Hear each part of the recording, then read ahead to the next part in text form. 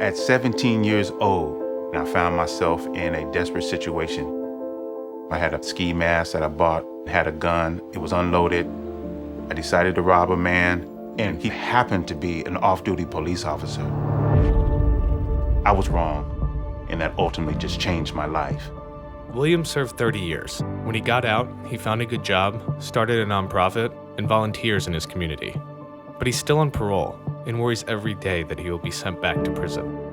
Parole and probation, as it's designed, is a broken system that is a revolving door back into prison. They put me in jail for performing at a nonprofit spoken word event that happened to be in a place that served alcohol, and being a devout Muslim, alcohol was not even on my mind. How does that serve society? How does that serve my family? How does that serve me? Since being out on parole, William's been sent back to jail 3 times for minor violations like this. To this day, I am still on parole.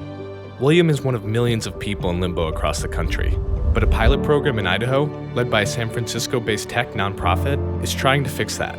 If it works, it could dramatically reduce America's prison population. I'm gonna put you in, and I'd like to at least give us a shot, right? Okay. Let's do it. This is Catalyst, a show about the change makers tackling our biggest problems.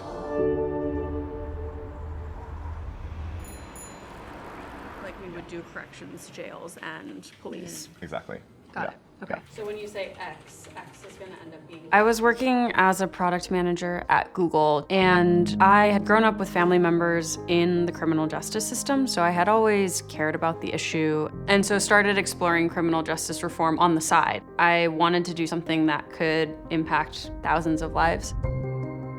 It's a mistake to only focus on prisons because 1 in 2 prison admissions comes from supervision, comes from probation and parole. And so by focusing on those 4.5 million people, we can do a lot.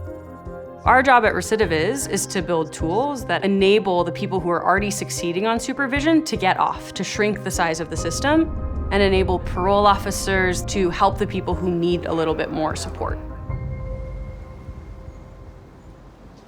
During the past several months, the Recidiviz team has been working on the ground with parole officers in the state of Idaho to test a new software they're building. It's the best state in the country to incubate a solution that can ultimately scale nationally. I think as a PO, I don't think there's a single PO who can't say they're not stressed. The average PO is supervising potentially north of 80 people at a time. So the Recidiviz team has been helping us create a better tool that allows us to focus more on the client, spend less time researching information on their case. I got to see that they cared about the PO's opinions, and I got to watch a relationship with the team build. And so Recidiviz's role is to listen to the parole officers who will actually use the tools.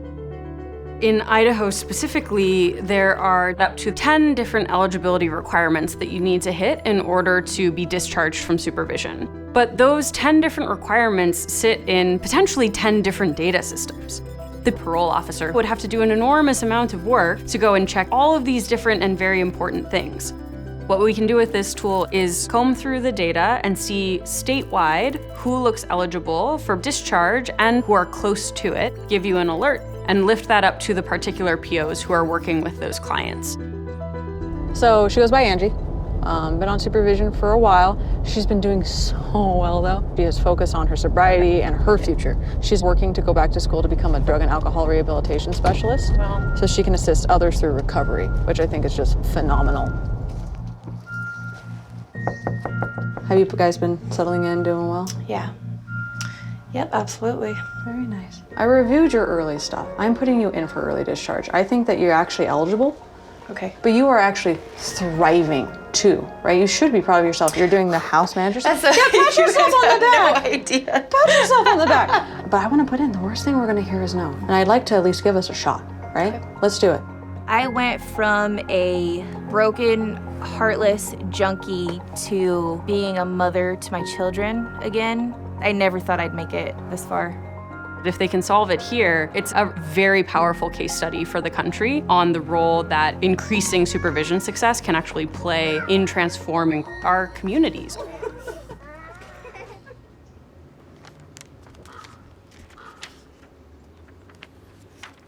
I wrote this back in 1997. Nobody straddles the world of high crimes and maximum security prisons better than a young punk, dumb and full of You see, they make places for the criminal-minded, and my brothers, we found it. Tonight, we can repair the breakage, become unified by opening up our chests and chanting the message.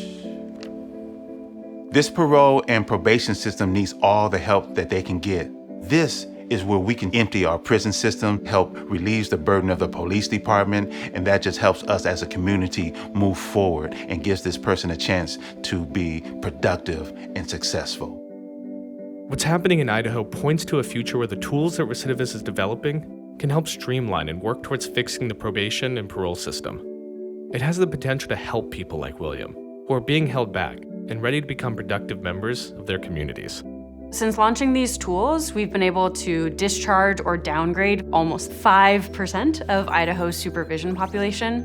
And if we could scale that nationally, that would be 250,000 people whose lives and communities and families we're impacting.